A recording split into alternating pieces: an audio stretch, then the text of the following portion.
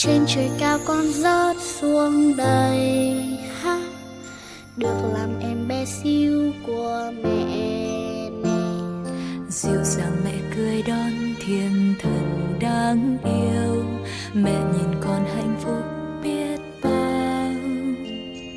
Mẹ dạy con hãy nhớ làm người tốt, chân thật không nói dối, bao người mến. Yêu thương và bao dung mọi người bên con, nhận đại khi con gặp khó khăn.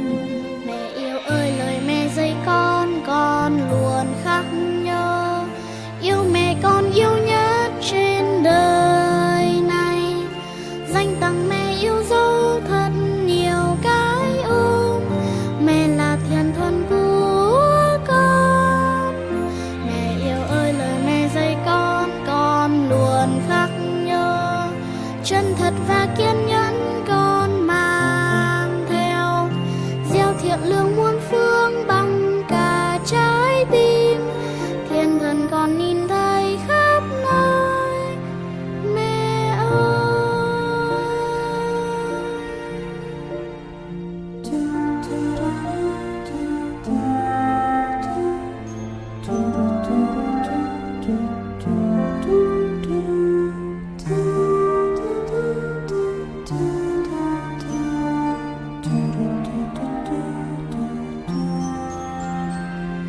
Trên trời cao con rớt xuống đây hắc, được làm em bé xíu của mẹ nè.